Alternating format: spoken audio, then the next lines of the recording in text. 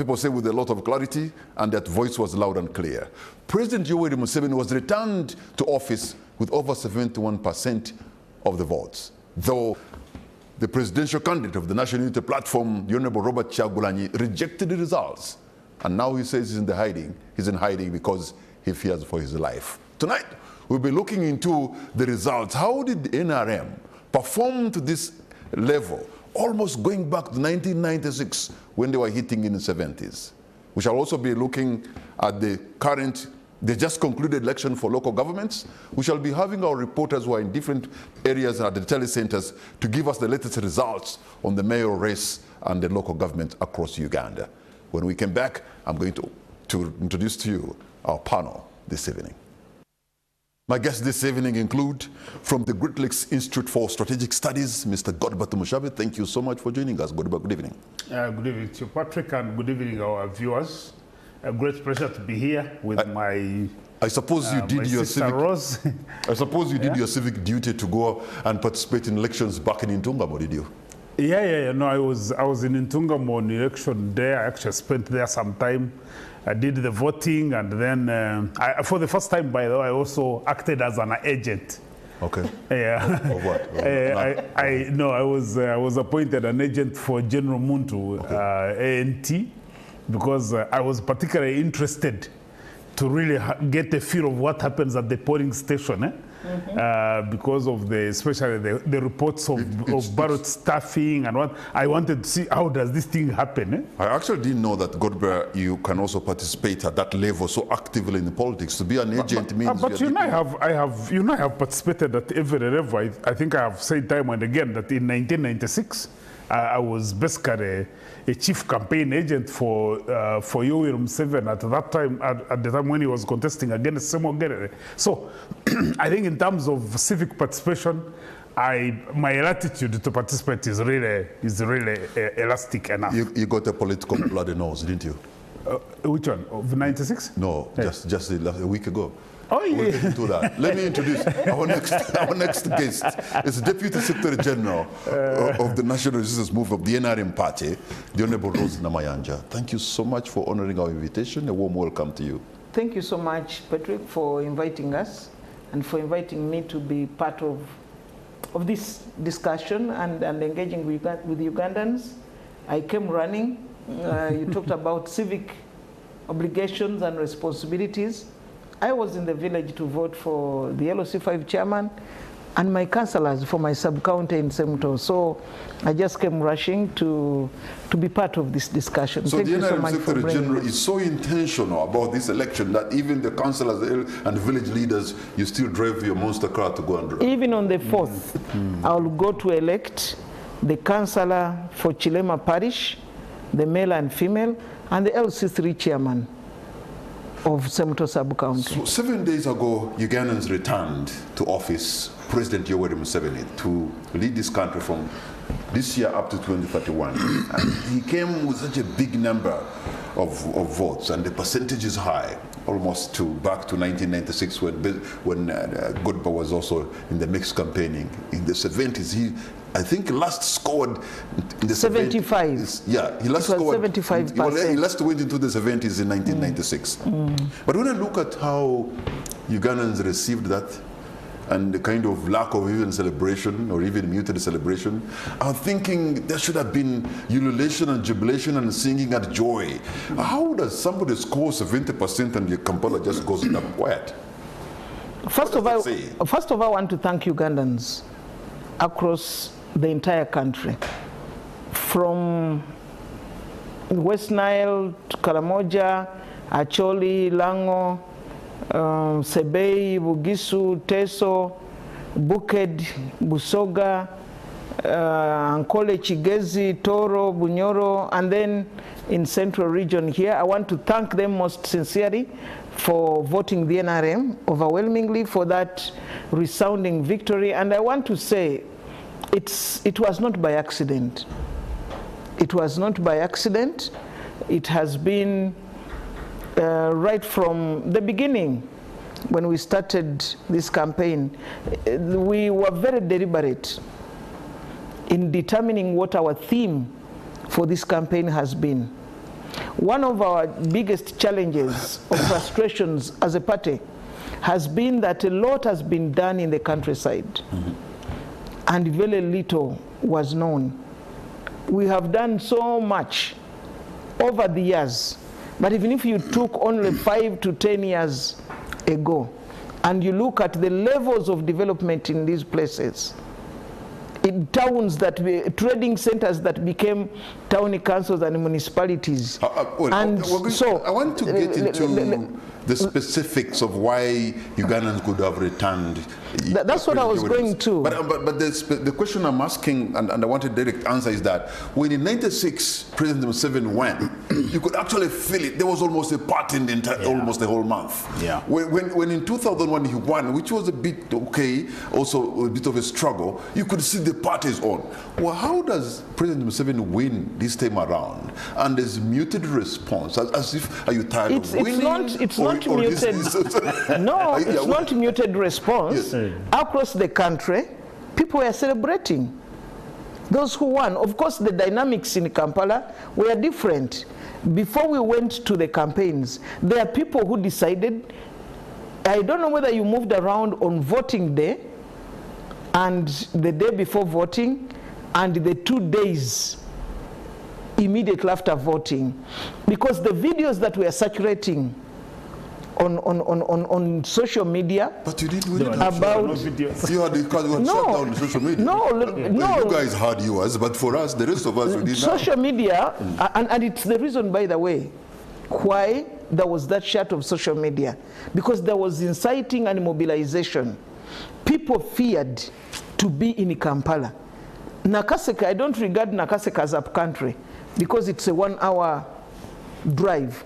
I can be in Kampala and go and vote and come back. But those of us who had the time to move around Kampala on voting day, you would see a deserted place, but not Kampala alone. There are people who were told that if you don't vote this way, you are going to be stoned. There are people who were stoned. There are people who were told that their houses are going to be burnt. I saw of somebody who had a stroke, and they said that, you know, we are going in campaigns. These people have said they are going to harm anybody who is not supporting their side, and therefore they had to take him out of the place. He can't move by his own. So those threats, we do not take them for granted. Because when somebody is communicating on social media, Patrick, it's thousands. It's not like we are in a meeting here of 100 people. It is thousands. It is being shared. So I think there was that feel of anything. And then somebody says that you are going to see what happened in Libya, you are going to see what happened in Nigeria, you are going to see what happened in Sudan.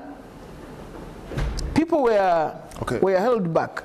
But as far as celebrations are concerned, across the entire country, there is nowhere, because even the campaigns, there was that, unlike the 2021 campaigns where we didn't have rallies and that kind of stuff. Okay. There were very lively campaigns and celebrations for those that won were there. Okay, let me very quickly come to you, God, but before I cross to Nakawa, where we have a reporter, Benjamin Jumbe, standing by. But in 1996, as a student at Makerere University, Godbe, you were campaigning for President Museveni. You were very supportive, enthusiastic, a lot of energy, and the president then got 75%. But guess what? 40 years later, almost, that candidate you supported then still has it in him. No, you see, I think I want to first of all start with dealing with the comparison.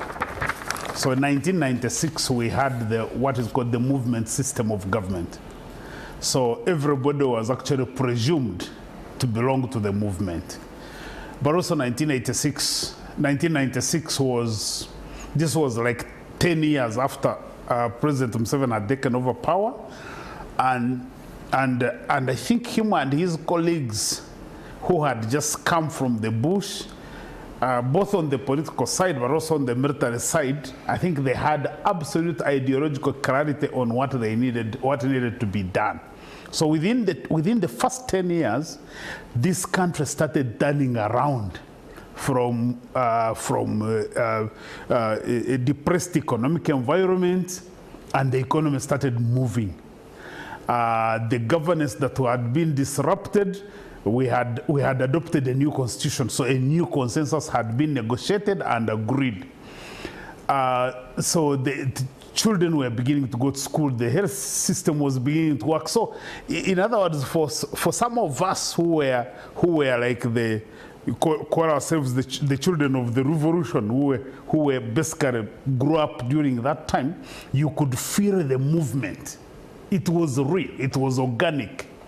So the excitement then when the victory was there, may I remember the celebrations at Korora, at swearing in, you know, none of us was ferried or shipped or paid to be at Korora, because it was just, that was the feeling.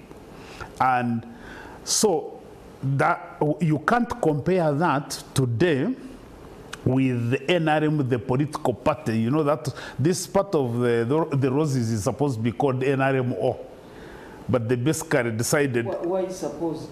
Yeah, that's what was registered. No? NRMO. So you may have gone and deleted the O. No. Seriously, we have never put there the O.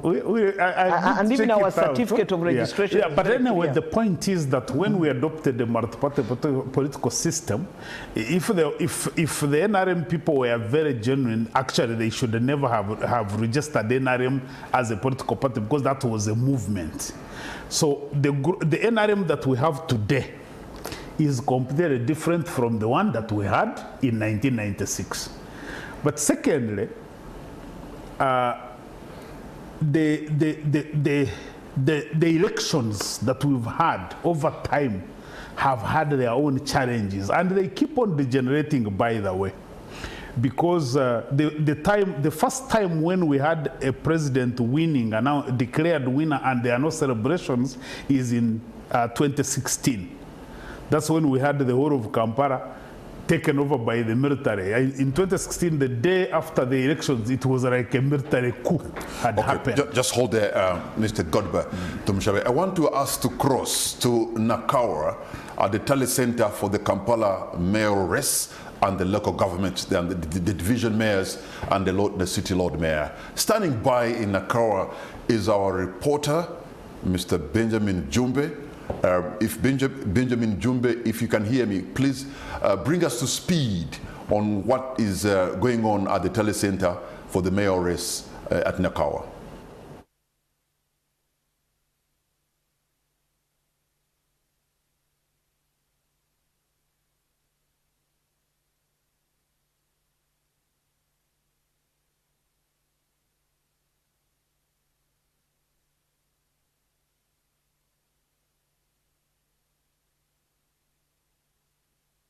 I'm hoping that I'm going to be joined very shortly, right about now.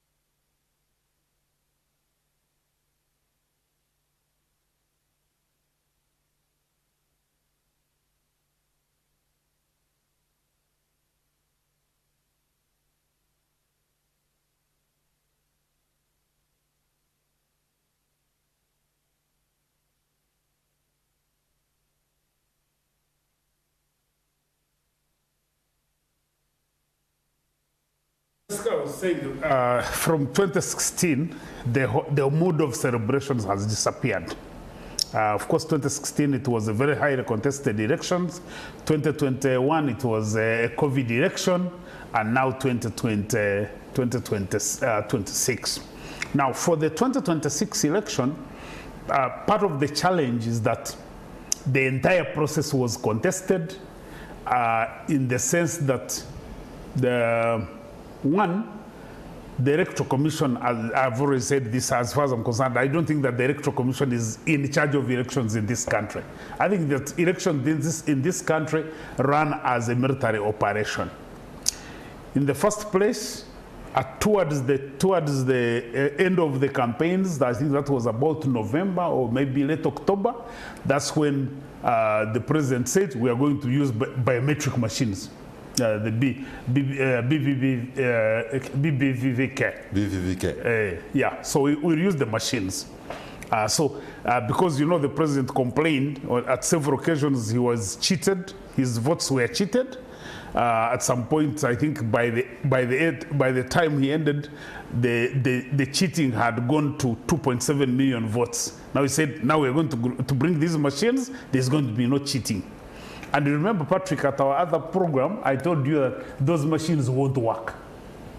If they work, they would only probably work up to around midday. And you saw what happened. So in other words, as a country, we burnt $80 million to buy machines that never worked.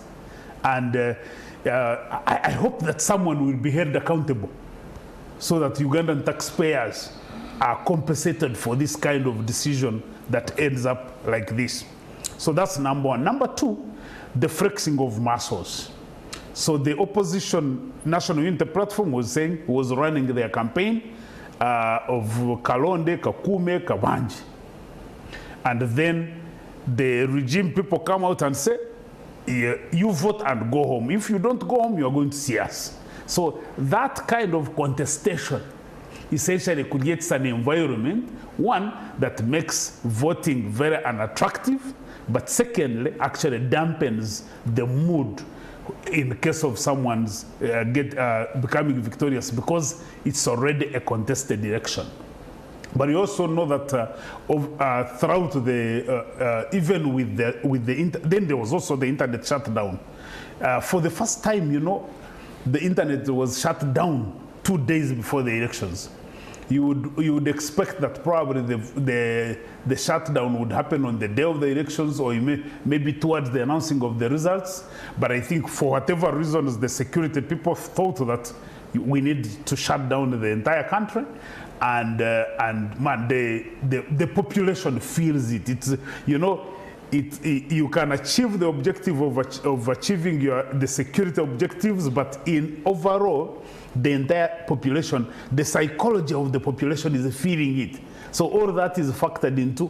Even when you have victory, people are not celebrating because people are already affected by many different things. Eh? Okay. But finally, I should mention that the cases that came from a number of places, in places like Zimbabwe, like Butambara, where there has been really very, which I think was like the epitomization of what could go wrong with an election. All those happen, and a combination of all of these then dampens the mood that at the end of the day you can have a victory even of the level of 70%, and there is no celebration that to talk about. You know, Honorable Rose Namayanja, I think Godba raises a very important point, especially the biometric voter verification kits that cost almost 150 billion Uganda shillings, or 260, $80 million. $80 million, yeah, which is colossal sums of money. Yeah. And people just wake up at 6 and then they go to the polling station at 7, and in some cases by 10:30, 11, they are still standing there. There's a possibility that some people could just have gone back. Was that intentional? Was this technical failure? Or I mean, how are you handling it at the NRM Secretariat? First of all, I want to first go back, because I was making a point when you came in a little bit and I didn't conclude it. For the first time, I'm happy that Godba, my friend, has come out and says he was a political actor. He was a polling agent, and there when we are sharing these things, yes, he's a strategist and everything, but at least we now know that he has a side that he belongs to. No, and I don't say I that have a doesn't. side. No, when you be a say polling I am a agent? polling agent, you can't be a polling agent of When you have not picked a side. when you don't have a side. Let us also be. It's wrong. No, I'm telling you that is people. because for us. So you could have voted for. I could have been an agent of an NRM There candidate. is no way. If you became an agent of NRM, then because the first thing that you are supposed to do as a political agent, even under the law, is to protect the interests of that party. Yes, of course. So if you protect those interests, that means you belong to that party, and I don't know. therefore. Well, okay, we are not going to contest that. Yes. So our discussion is now clear that yes, I got you moment. You have your I got you moment. That's true. So the lines are drawn that we are political actors. But then the issue of celebrations in 1996 compared to 2026, these are incomparables. Because you are looking at people in 1996 who had stopped voting in 1980, and in the middle of announcement of an election election results, the vice chairman of the military commission comes up and tells the electoral commission, stop there, and nobody should dare say anything concerning the results.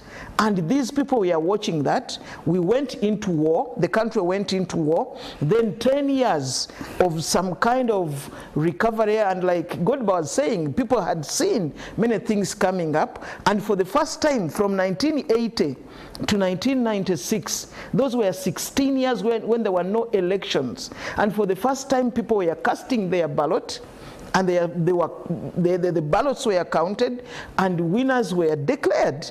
So the dynamics then were totally different. People were seeing the fundamental change in as far as people's right to determine their leaders is concerned. So you can't compare that. There's a sweet victory and a not so much sweet victory. That's what you're saying. No, at that time it was totally different. You can't compare it with this. Now, when it comes to the recent, I want to go back to the recent elections, because when you are in Kampala, remember we were doing this. These elections were taking place when there was no internet. You don't know what transpired in Amolatal. You don't know what transpired in Ibujiri. You don't know what transpired in Napak, or even in Mubende. Because how would you see it? Because you are not everywhere. That's what I'm trying to say. But this election was also very predictable. It was very predictable in the sense that we took the time as a party to analyze and see, yes, we are competing, but there are parameters we look at when we are competing. We have fielded presidential candidates. Each party, those that fielded, including independents, they put across their candidates. Then we went to parliamentary elections. We went to local government elections. For the district and sub-county councillors, over 30% went through unopposed for NRM. And that meant that in those areas, in those parishes, in those sub-counties, there were no members of the other parties that would contest and therefore campaign for the presidential candidate. When it came to parliamentary candidates, out of the directly elected members of parliament, the 353, the biggest opposition party fielded in 220 constituencies. In 133 constituencies, they didn't have candidates. Not even hand-picking. Because where President Museveni went and campaigned on a rally, when he left, even before he came, it is the candidates for parliament, for LOC5 chairman. Out of the 146 women members of parliament, NUP fielded 78 candidates. Out of the 146 LOC5 chairpersons, district chairpersons, NUP fielded 58 candidates. These were very predictable for those of us who were moving across the country. We know what was going on. And even the voters themselves, they would see actually our biggest opponents as a party were independents, majority of whom contested with our candidates. in the primaries. So this was a very, very predictable elections. And the reason why the biometric voter verification kits, it is something, yes, you plan to get 100% or to get a distinction, and if you don't get it, I also add my voice to yours that somebody must answer for that. But we can't say that all the money went to waste. Patrick, you remember when we were starting with the national ID, the late General Aronda was before he even became the Minister of Internal Affairs, we started on the national ID process. And somehow, it didn't work out. I am not an expert in technology. It didn't work out, but the lessons that we picked. When General Aronda became the Minister of Internal Affairs, and therefore in charge of the National Immigration and Registration Authority, I was a Minister of Information, and I was I was leading the communication side of that project, and it worked. We picked on the lessons. So the intention, first and foremost, of the NRM and the national chairman, the president of Uganda, is to have a free and fair election. That can we do it the way it is done in the developed countries? That is the intention. We may not have achieved it as we wanted it, but the intention is still very clear. We want free and fair elections, and we are confident that yes, we might have got setbacks, it will work, because that is where we want to go. So goodbye. I want you to respond to the issue of the predictability of this election, because actually you and I know, I remember we were together with Mr. Moses Biaruhanga and Professor Jared Karija, and Moses predicted a 70% win. I actually predicted 75 personally. Yes, and it has come to pass. But the numbers of the NRM has filled 100% in these constituencies, and then you find NUP maybe has 33%. In sub-county chairpersons, who are about 2,000 plus, NRM has filled it 100%, and NUP comes to 19%. Ultimately, that would have come back to haunt them in a way. You know, I far appreciate Rose's statistics. Yeah, I mean, they sound compelling. But let me first clarify my agency at the polling station. So I thought we moved on that. I had gone to Ntungamo. I had gone to Ntungamo. One of my interests was to support my colleague Jared Karuhanga. Jared Karuhanga is my good friend. So he was contesting as an independent. Yes. So when I reached there, from Ntungamo municipality. Yes. When I reached there, and then we were discussing how they are deploying agents, they said there is one polling station. It's called Nyabubare. So they say that polling station is the one that has never had a peaceful voting day. Apparently, Nyabubare is where they cause confusion. That I was even shocked that in these places, that sometimes at the end of the voting, like at 4 p.m., that someone can come and carry a ballot box and take it away. So I was asking him, but how does that happen? So they sent you as a Kanyama? They sent their best.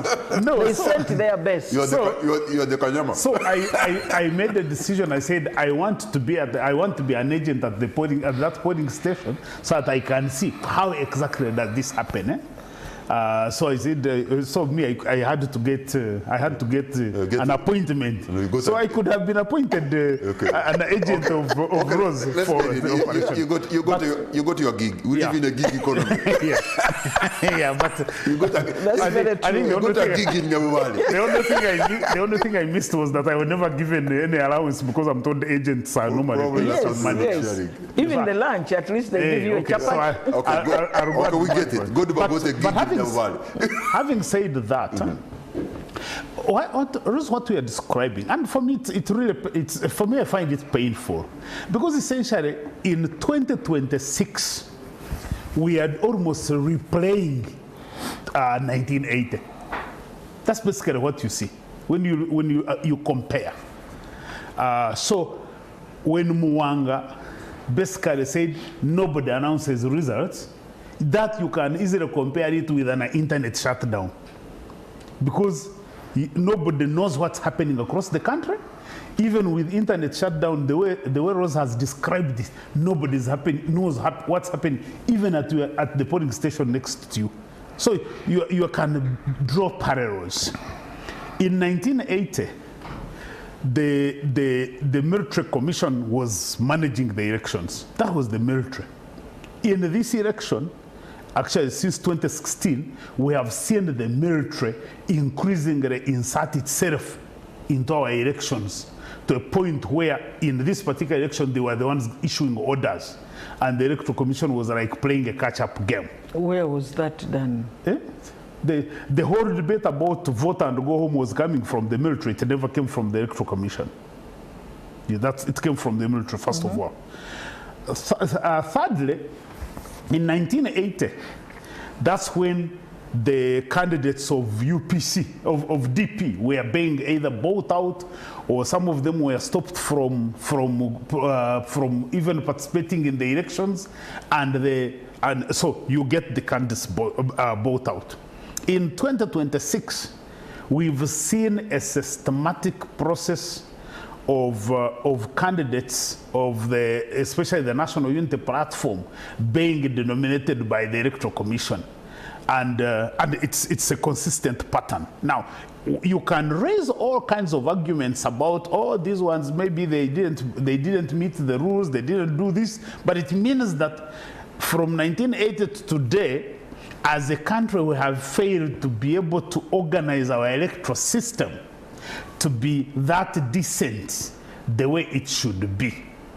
And it should not be so the predictability, I think, in my view, if you have the control of the state machinery the way the NRM does, because I have said Patrick time and again, and this is no open secret. If you are an MP, if you are contesting in an election in this country, in the majority of the places, if you are contesting as an opposition candidate, it means that you are contesting against the RDC. By the way, I should also mention that this election, Rose, is the first election when the RDCs came out openly, directly, to campaign for the incumbent president. And you know, this evening I was reading a judgment by a judge in Kenya talking about these appointments.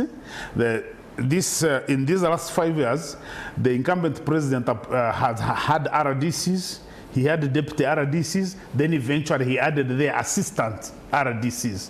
So essentially, I think the numbers are pointing to around over 300 RDCs infrastructure. So if you are a candidate who have over 300 paid campaign agents, paid for by the taxpayers, you've basically created a dynamic that your opponents definitely almost are at a very big disadvantage. And fourth, I have participated in these elections, as I've said. In 2016, I was deeply involved in the Democratic Alliance. And I had all these young people, because one of the other pieces of data they will always bring is on special interest groups. The opposition does not field candidates. But I've had cases which are real cases where in certain places like Kampala here and many other places, young people who want to contest on the opposition ticket will go to look for forms, for nomination forms, and the RDC says, we are not giving you the forms. So you are dealing with a broken electoral system that produces results of 70%, and really there is no that organic excitement and celebration that we saw in 2020, in 1996. So and let me mention that this, because Patrick, I believe that as a people, I really wouldn't even want us to spend a lot of time on doing the post-mortem of the elections, because this process has been going on. We know how the electoral process has been degenerating. how it has been becoming more violent. I think that we are going to require decent people like Rosa and others, because in NRM, like in the opposition, they're also decent people that are going to start thinking about the future of this country, where the future does not just belong to NRM, it belongs to Ugandans, and we cannot run this country where the NRM people say we have the army, we have the security. If you bring Kajanja, we beat you, and then we think that we are running a country going forward. Okay. Yeah. So, is it your considered opinion, that the 70% or 72% that was gotten by NRM was overwhelmingly rigged? Yeah, I mean, I would say I can't point to the evidence, because there is no way you could know whether this is legit or not, because the only person who could know the legitimacy of this result is the regime, which had control over the communications infrastructure. So, in other words, they organized the elections, they produced the results, and they gave them to us, and we have to believe that those are the results. So they could have rigged for the presidency and probably and for the members of parliament. And even today, and even today, they have rigged for the local government elections. Let me ask you: do you think that Sechku was wrong to say that he was eliminated out of his constituency and he had to run out? There's another lady called Goret Namuga. I'm her fan, because I think she's a very serious campaigner, very content-loaded in terms of campaigning. So I was listening to the reports from her constituency where her agents were picked from the polling stations by around 11 a.m. They were all picked, and then even her, she had to go into hiding. So these are the kinds of cases you are talking about. Now, in the absence of communication, of internet access, you can't know how many of those cases happened across the country. Okay. So we can just go by all these kinds of cases. Well, if you can't know, then you don't know whether it was rigged or not. Yeah. I just wanted to get clarity from that. But, you know, Godber, somebody whom you know for sure, he's a decent Ugandan. He's a police analyst, he's a lawyer, he teaches at the law school. I'm sure he loves this country. He wouldn't be making some of these things just because he wants to say them. He's concerned and he's analytical. How would you respond to the things he's raising? First of all, the issue of the military and the EC being run as a military operation is wrong. If it were not wrong, we would get all the NRM candidates go through, even in parliamentary level. We would even get the president winning 100% if that be the case. In the last election, we did not perform well. Ministers petitioned court, and their cases were dismissed in this rogue regime, as he likes to call it. But and I wouldn't want to take a statement of one candidate as the general statement. If you had what individual NRM candidates were complaining about, even during the campaign process. Now, when you call the EC a military operation, I think that is very wrong. And then the issue of internet shut-up. I want to say that for NRM maintaining stability for 40 years is not by accident. It doesn't come as an accident. It is a deliberate effort. One of the things that is done is actually preventive. Somebody cannot campaign for 3 months telling people that if you don't win, we must do the Libya way. We must do the Sudan way. And you think they will take it lightly. You are communicating to millions of people. Because this message not only goes to that constituency where the rally is being held, but it goes on social media. Millions of people are watching. So it is that reason. Better we have the internet shut down and avoid a Libya, because I don't think Libya wants what they are going through. Not even Khartoum, not even Algeria, not even what happened in Tanzania recently. But a leader comes out and preaches that the government cannot just sit down and leave it to go the way they want it. Secondly, I appreciate Godba as an analytical person and all that he says, but it is also not good to hide our heads under the sand. Because there are certain things. For me, I even get a feeling that there are candidates who contest, knowing very well that they will not win. Today we are the political actors. You are the political analysts. You are the journalists of the day. Tomorrow or the other day, 10 years, 20 years from now, there will be a different set. But they are learning from us.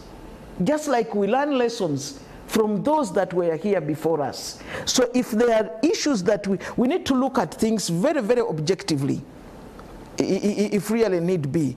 A young person must know that because we did not have candidates fielded in 100 and in over 200 polling stations, if you even count the women MPs, that can cost someone a seat for presidency. Such that next time if that young person starts a party or is campaigning for somebody, there are those gatekeeping processes they must look at. Instead of us looking, for me I would want somebody, and this is what I want to look at, to ask how did you get to 71%?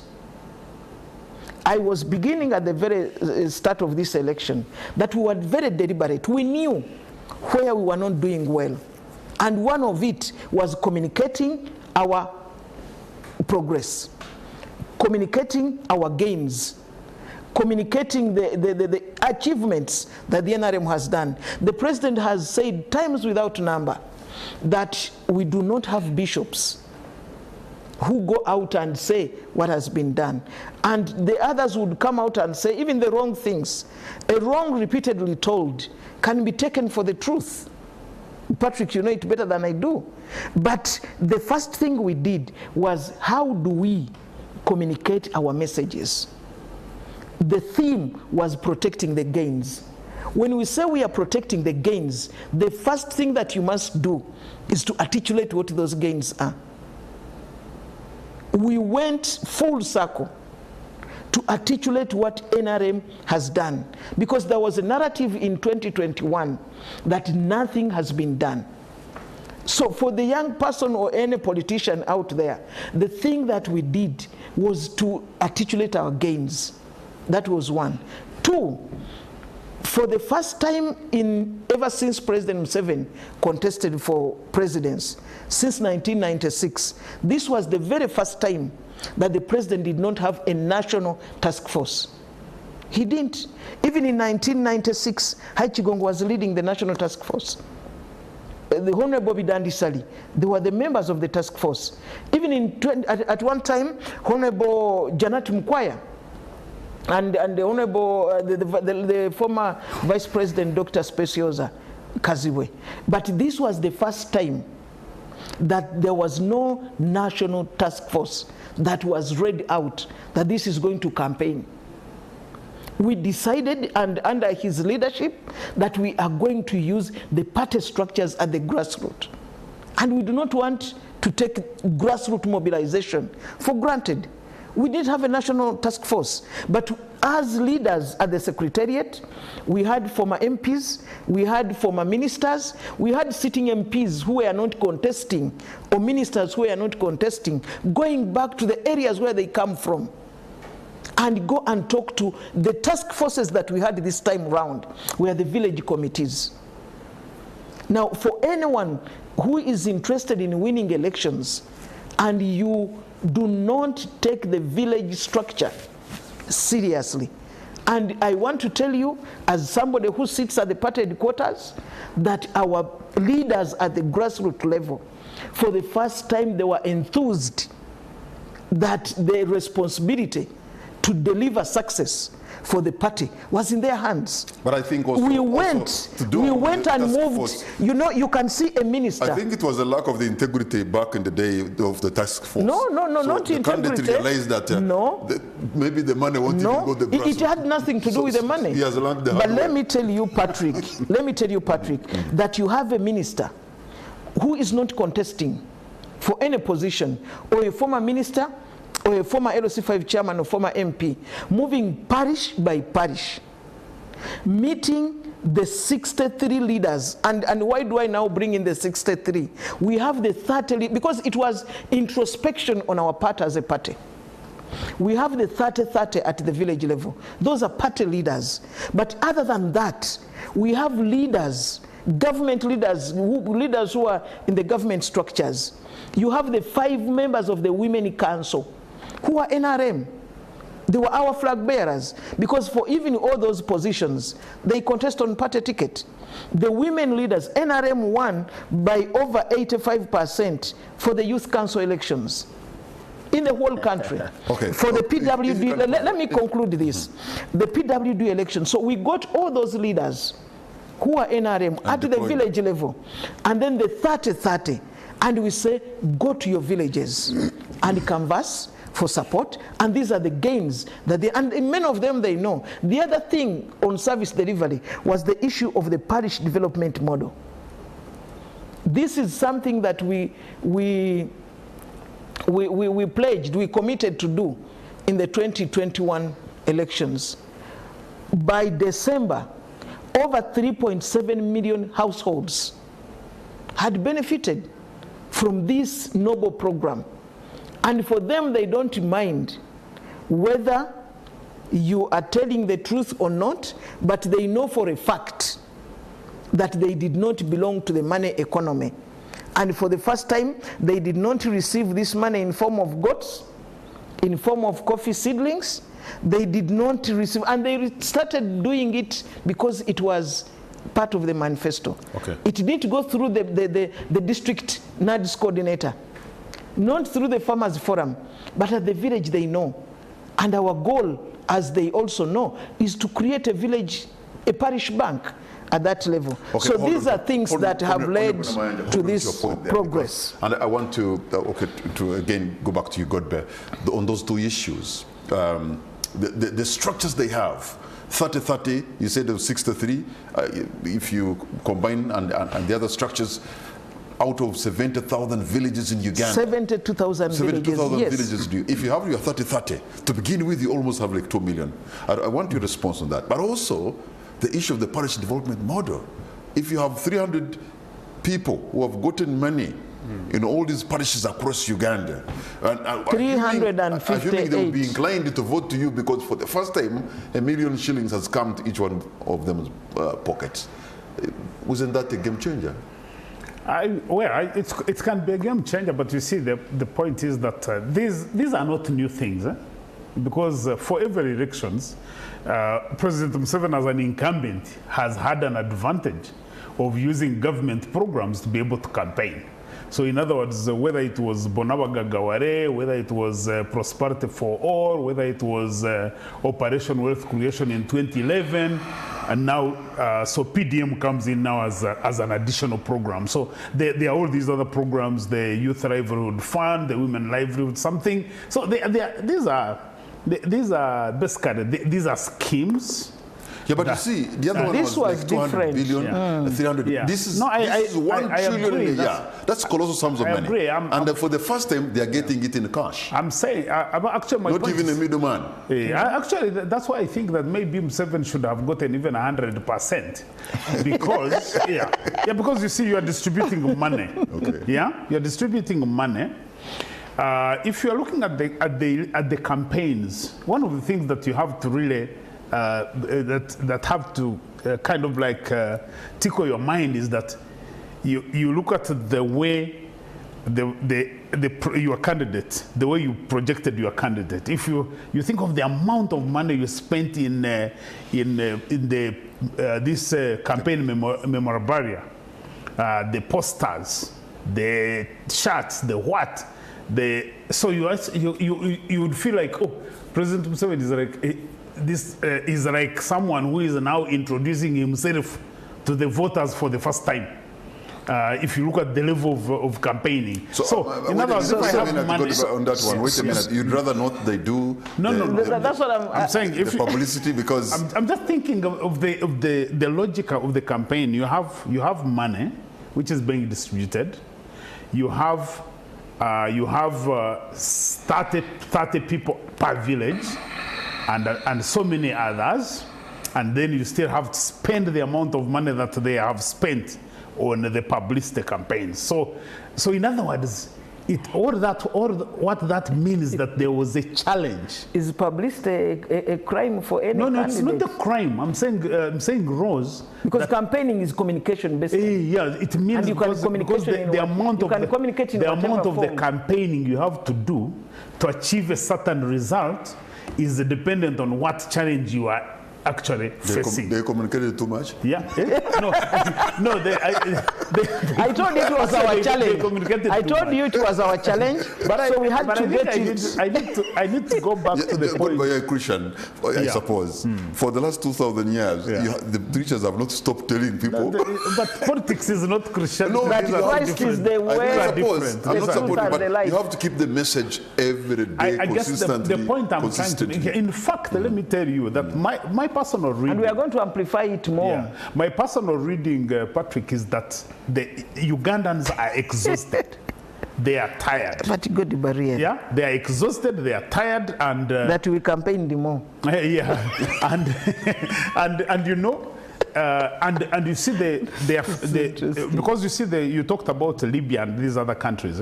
When you are talking about gains, if Gaddafi was talking about the gains in Libya, the things that he had done for Libya, the infrastructure, the people who are graduating and they have jobs and they have houses and they have everything. Many of these other countries, so they do you could call them gains. But you see, when populations are succeeding, normally they move off from the hardware to the software. The software is that people are looking for freedom. People are looking for justice. The mantra of NRM that we've created peace. When you create peace by just deploying armed people on the streets of every corner of the streets, that is absence of war. But actually the population is at war. Peace is normally, basically peace, actually I normally say that there is no peace that can be built on a mountain of injustice. So when you have the system of justice breaking down, but just a little bit on the issue of communication we were talking about.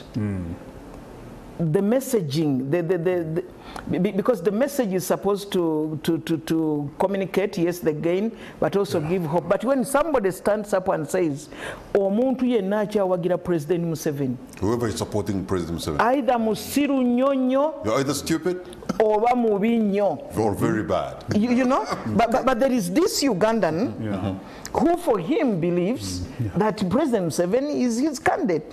Now, because ours was persuasion.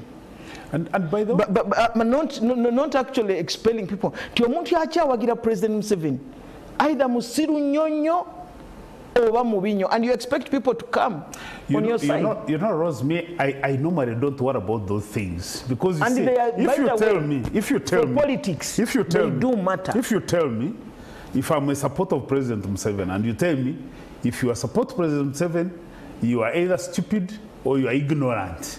Me, as long as I support that candidate and I believe I have reasons. Not even ignorant. Ignorant is better. But when you say mubi nnyo, you are bad in the truest sense. So in other words, the point I'm making, bound to interpret that differently. The point I'm making is that for me, depending on their level of understanding, if I have reasons to support President Museveni, you can go and level all kinds of insult. It doesn't affect me. That's you, but we are talking about it doesn't affect millions of Ugandans. So, but the point I was making is to say that right now, this country is paying in gross. You guys in NRM, I think you've created an echo chamber.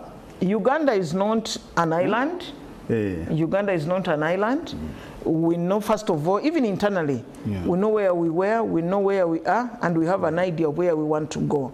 Yeah, for the NRM but people. if you, yes, because we have been running the country for 40 years.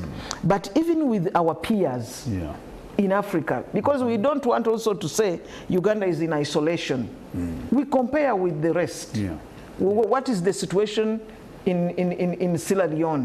What is the situation in Rwanda? What is the situation in Kenya, Tanzania? And for me, there are certain parameters. Then you congratulate yourselves. Because we are not, the bottom line is, the president usually says it, that the head of state is not like God, that he says, let there be light, and it is there. We appreciate that we are not where we used to be. We may not be where we want to be. Because even America, on 4th July this year, they are celebrating 250 years of independence. But 150 years ago, if you looked at where they were, it is progress. We cannot leapfrog just ahead. In fact, it is a process. In fact, we may not be where we want to be.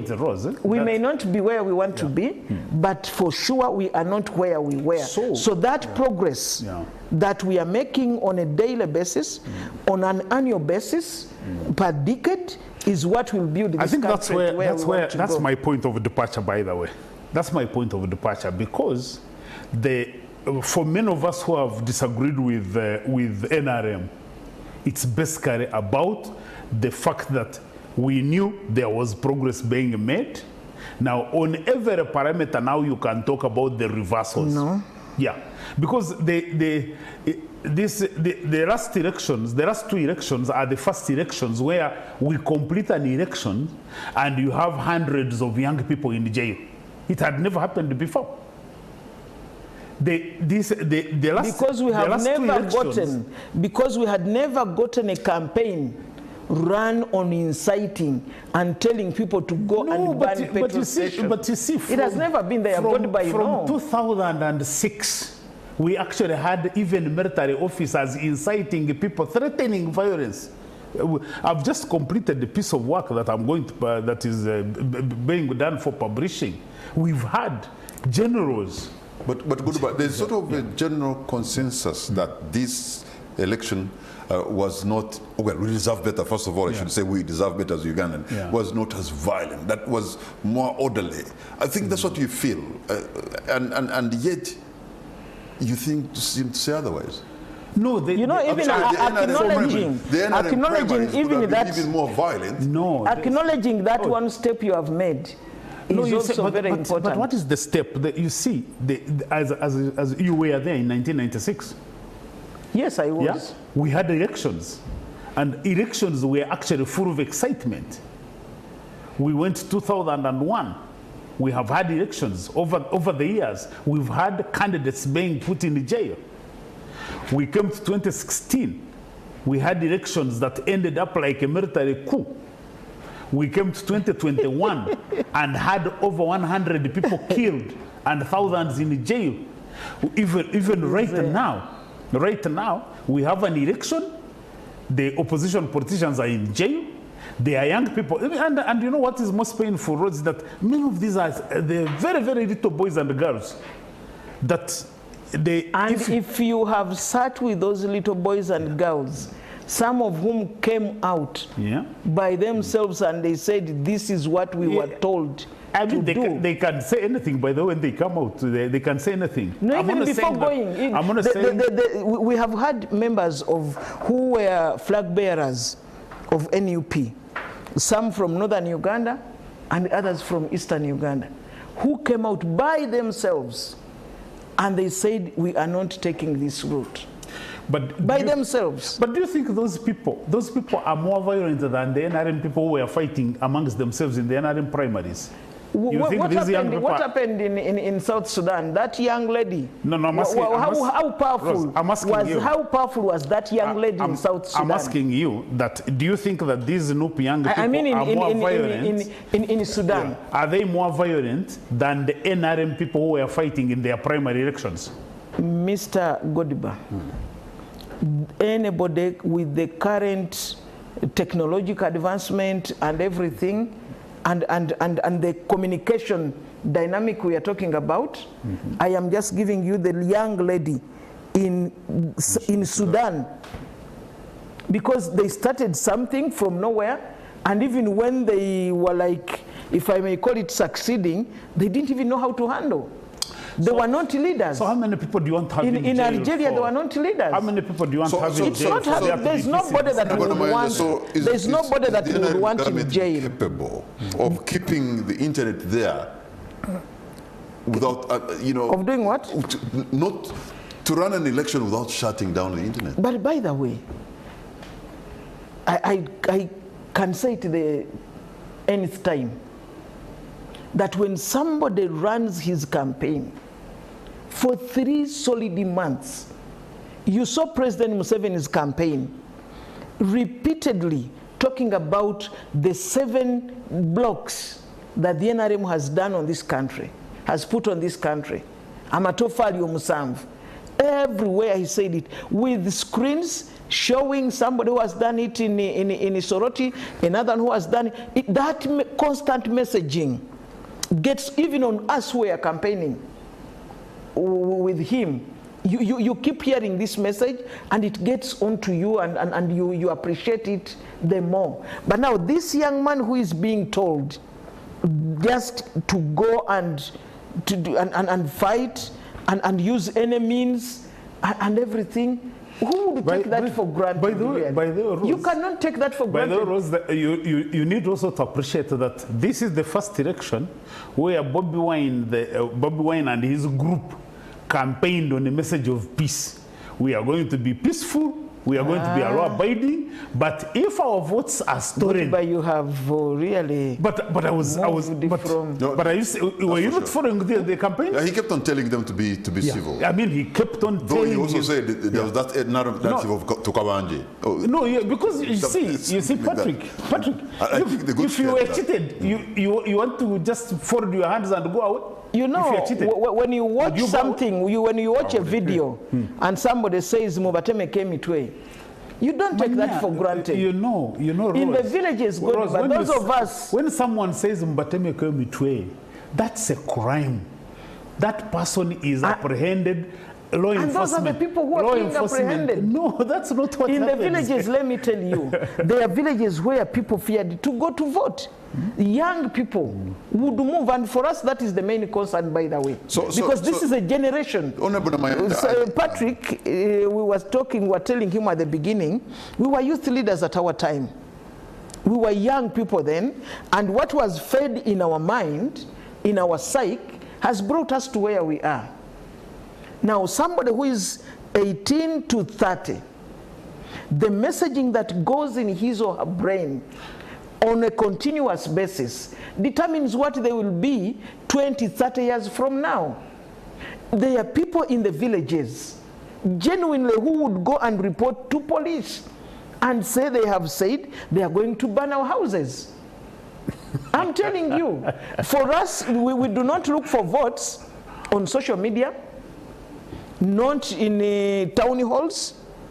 We've been in the villages, especially here in Uganda, by the way. Yeah, because in other places, by the way, if you're in Uganda here, if you're opposition, you go there, they beat you. Do you know that? Who will beat you? I mean, I'll give the experience where I have been moving on the grassroots. But let's look at. So let's appreciate what has been done. Like I said, we may not be where we want to be, but in comparison, even at continental level and global level, and I think we are making progress, and we want to continuously what I can add has an ugly scar in Butambala, where about 10 people, though some people say 7, but were gunned down, shot. I think that is something that is being investigated.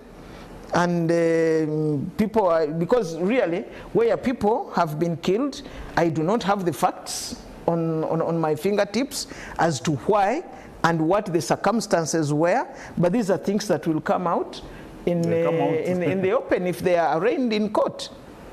Well, and if they are over 100 were shot in 2020, things never came out. No, this one I am sure. I don't. If the case is in court, that's where I don't want to comment on. That's why I want to have this discussion, because you see, my disappointment, Rose, is that the NRM people think that they have everything under control. They have controlled the country for 40 years, but actually the country is getting more divided. We have young people being locked up in jails. We, you know, I think that I would say there is even what you would call bottled anger. Now, I can understand NRM people celebrating and they are excited because they are in power, they have the freedom, they have, sometimes they even access justice that others do not. But I think that what this country needs right now is a leadership, especially if you have, let's say, NRM and President Museveni they have a victory. When you have a victory of 71%, that is the time when, if you are a statesman, you are a leader, that's the time when you actually move and bring all the other people on board and say, we need to see how we move the country together.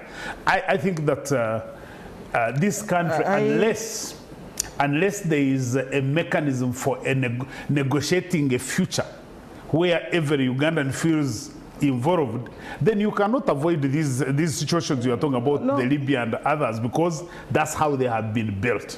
Mr. Godber, I want to disagree with you on the issue of anger bottling up. And still the question of the people.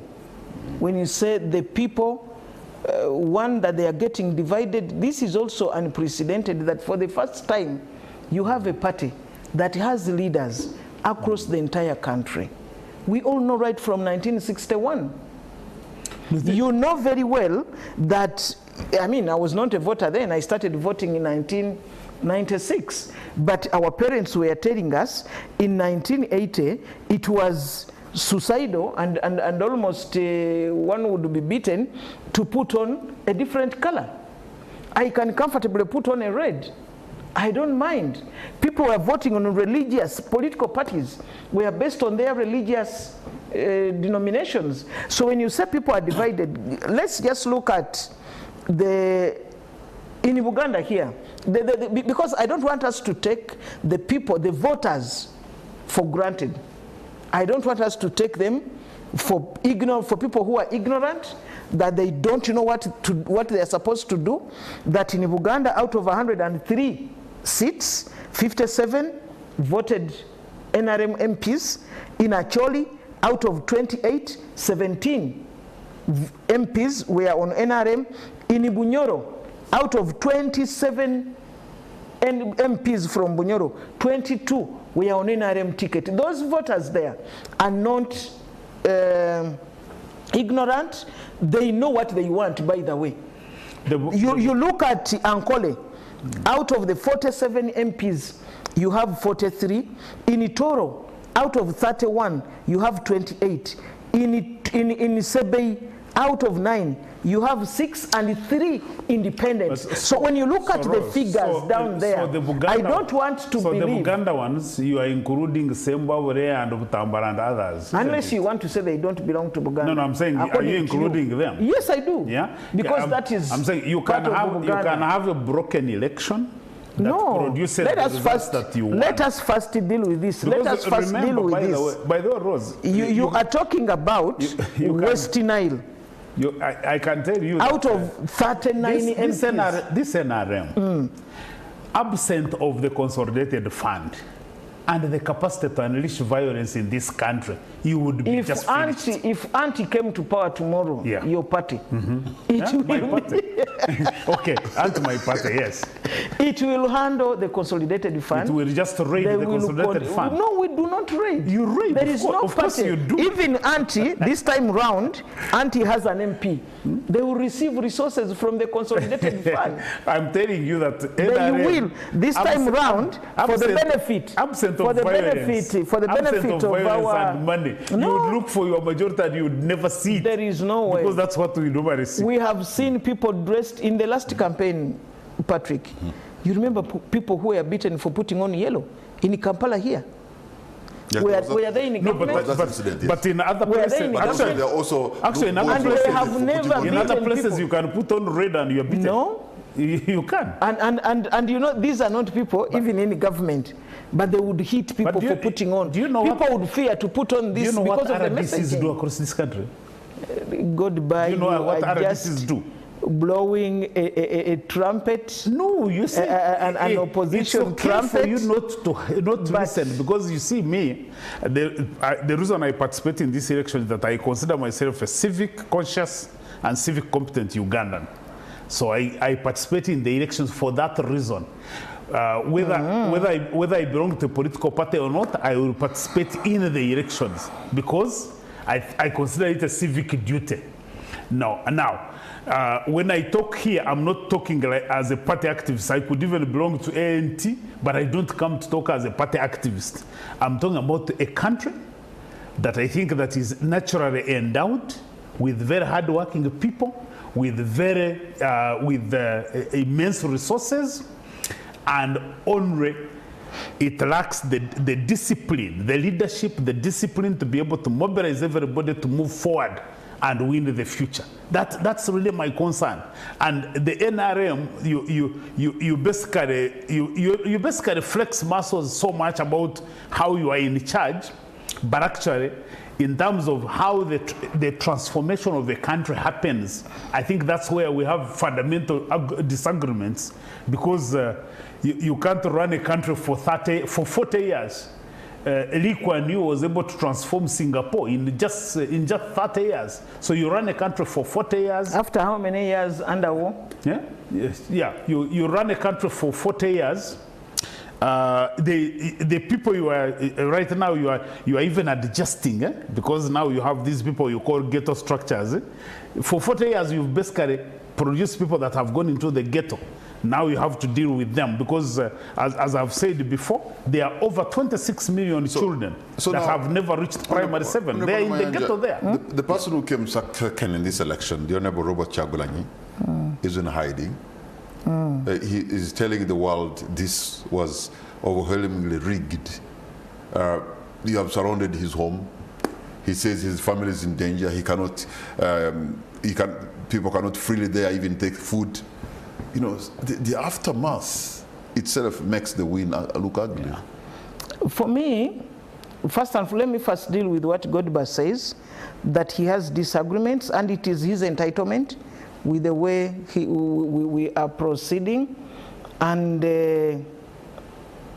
just because he's looking at it from using different lenses, if I may, that's why he was able to say that PDM is the same as Operation Wealth Creation, it's the same as Bonaba Gagawale, it's the same as Youth Livelihood Project, it's the same as NADS.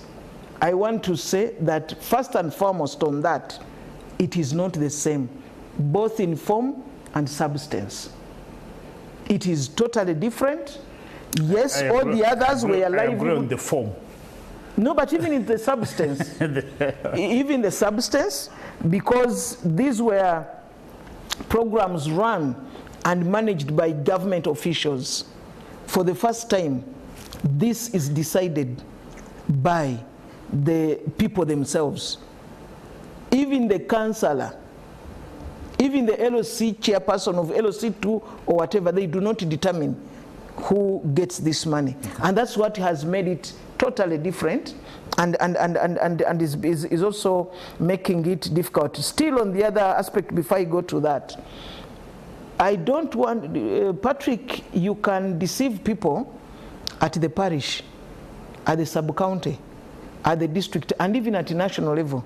you can make any statements that you want. But at the village level, people know what they want. If you know one of the most interesting election that takes place is the chair LOC one. Because there people are voting somebody who they know stays with them, but you know, and they know what they want. Elected the chairperson. No, I'm coming to that. Years, so I don't know which you're referring no, to. we did. Even for us as a party. You've done the party, yes, but actually we have not had because LOC one. It was no. You're a journalist. You're a journalist, Patrick. Do not. No, there are people watching you. But I can say, you don't deceive people. You don't take people at the grassroots for granted. They know what they want. For them to decide that out of the 499 seats for women MPs and directly elected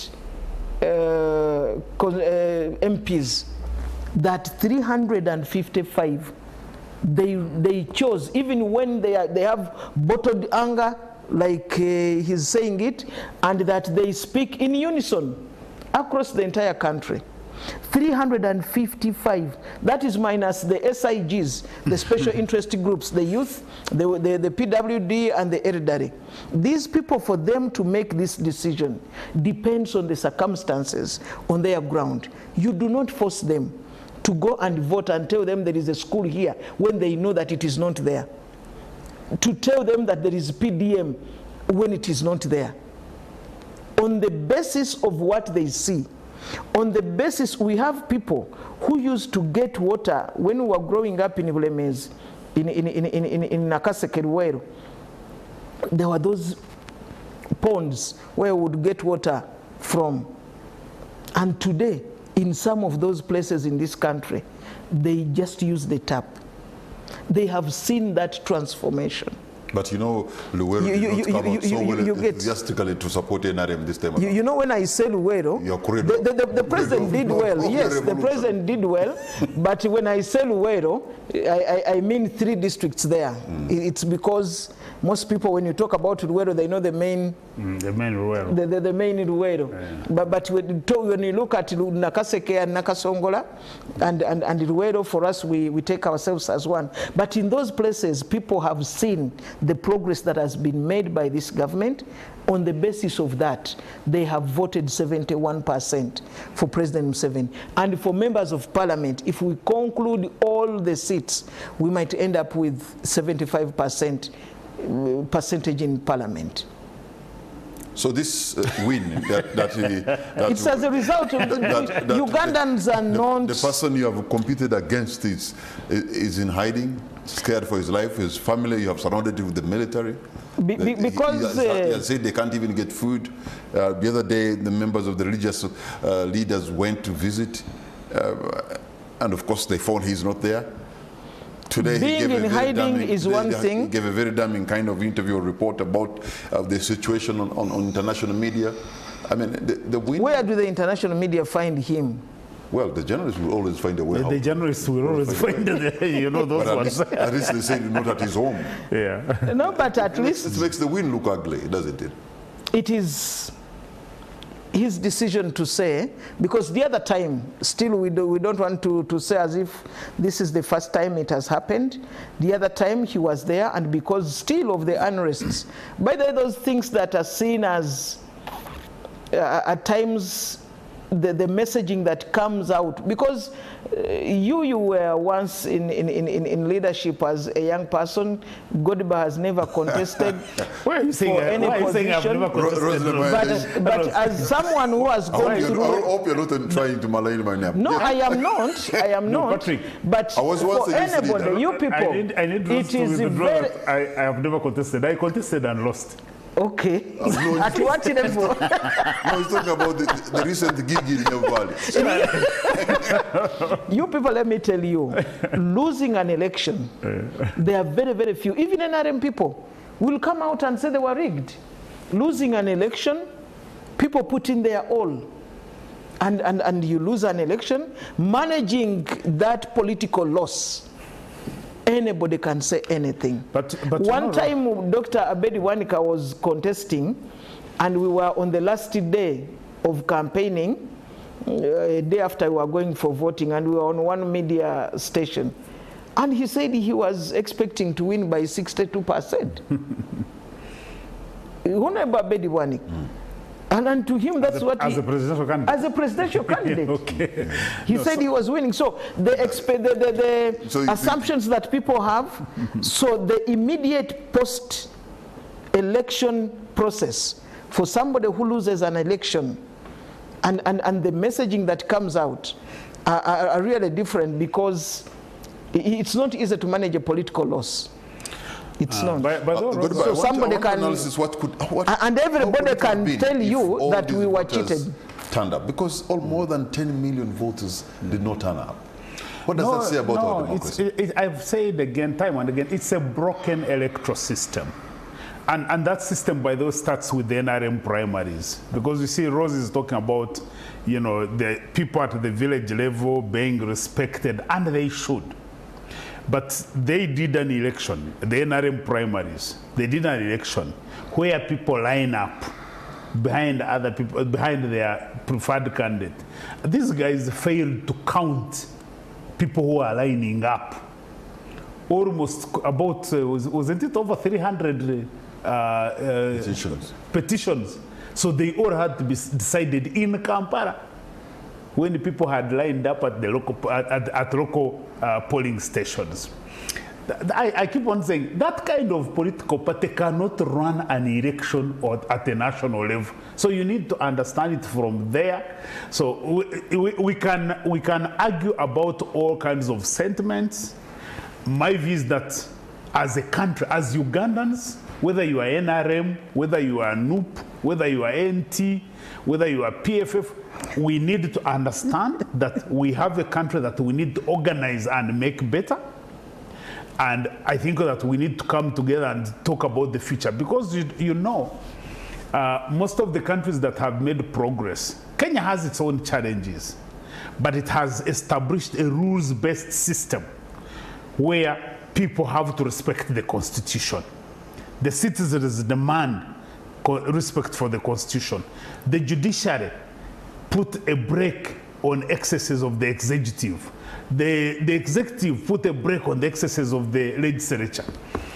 So in our case, the fundamental problem, actually, our problems right now are rooted in the decimation of our constitutional architecture, the 1995 Constitution. The fact that, in fact, Rose, if we were to write a charge sheet for NRM, your biggest crime is having been able to preside over the dismantling of the 1995 constitutional architecture.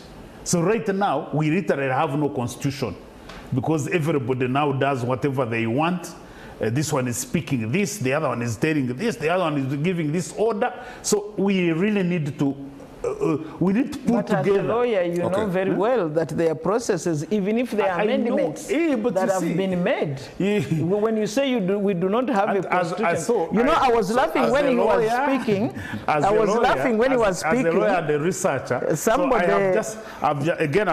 was sending a message here that you were in Nyakihanga, and you were actually giving people 50,000 shillings. And that, yes, and in Nyarubare. Nyabubare. And that the NRM lost. This is a message. NRM lost in Intunga municipality because you were buying votes for Gerard. 700 votes. My God, you know. So Rose, let me tell you. Now, if this is wrong. No. Let me tell you. So at that polling station, we were there, of course, at 8. The machine had refused to open. So we were there waiting for instructions from the supervisor. So this is now about, I think, towards 11. You know me, I'm not from there. I wasn't there. But so, somebody I just want to explain. From there. I just want to explain, because this kind of, I don't know how to characterize it. So around 11, one of my colleagues actually came to the polling station. and he said, I have come to see there is someone, I've been told there's someone who is distributing money here, buying voters. I didn't know that he was referring to me. Oh, so yeah. so this is So wait a moment. Okay. So of course I had not seen anybody distributing money, so I didn't pay attention. But later when we sat now to discuss, to chat, he says, no, actually, I was called and told you were distributing money. So I was asking this guy. I said, but for you now, at your I was not there. This is it. So I was you see the structures of NRM are amazing. but you see, Somebody watching and in you see, Nyamubade. NRM relies on this propaganda. It relies on propaganda. No. So I was asking this guy, I said, so you now, Can I go to moment or you know, Patrick, you know, it's Patrick, the way people would say Patrick was This there is buying votes. interesting. I would be saying, but can Patrick Because be buying if votes? I said it Because there are certain personally, people who would not do But it. really, God to distribute money. No, I don't know. Because if So the guy who you who's find sending- yourself, if you move from being Still against the kind of money. if No, you the- move from being a researcher to a polling agent, No, you can. You see, Rose, I want you guys to understand. I don't know what's wrong with Ugandans. You can go and even campaign for your candidate and still do the right things. You don't have to do criminal but stuff. why do you as an individual want to say that you are not political, interest of time. that you are not partisan? Every It is Ugandan is also political. It's also Okay. a virtue to say, I belong to NRM and that's what you belong. Because By it's the not way, a crime. I have said, for me, I've been very Because you clear. can't be a polling agent and you no. continuously say, We're running I had out just of time gone. for a show. No, we don't want always to say discuss up to Friday. I don't have a political party. The only thing I know is that I cannot belong to NRM because I think this is an organization that my values are completely against. The way NRM espouses And it is its your values. right, just like it is our No, right. but you see, and I have to speak about it because I think that it's part of the dangers that we have as a country. Thank you so much, and Honorable Namayanja, I want to thank you. You've been phenomenal. What's going to be your concluding remark, Godber? And so I think for me, the way I would conclude is to say President Museveni was declared winner with that margin. My view is that leadership and statesmanship requires that if you have that kind of mandate, that is the point at which because that is your strongest point. That's when you reach out to your adversaries, to people who are opposing you, and pull together and say we need to redefine the direction of the country and we need everybody on board on how we can transform this country. I hope that President Museveni uses like these 5 years and say this country must go in a completely different direction because the trajectory we are on, this NRM trajectory that Rose is describing, is not a good trajectory for me as talking as a citizen. Godber Tumushabe, thank you so much. Honorable Rose Namayanja, your concluding remark. My concluding remark is that we all perceive things differently. And my conviction may not be his conviction. He has his conviction, and those of us that subscribe to NRM, that's our conviction, and we believe it's the right thing to do, and that's what we belong to, and everybody has their opinions. But two, for him to say that, to reach out, that the president should reach out, I think he has done so. We have heard the Honorable Betty Amongi, still member of UPC. He even contested as minister on a UPC ticket. You have Honorable Mao. You have Honorable Joyce Sebugwawo and many others. So reaching out is something that he has done. I was a vice president of UID.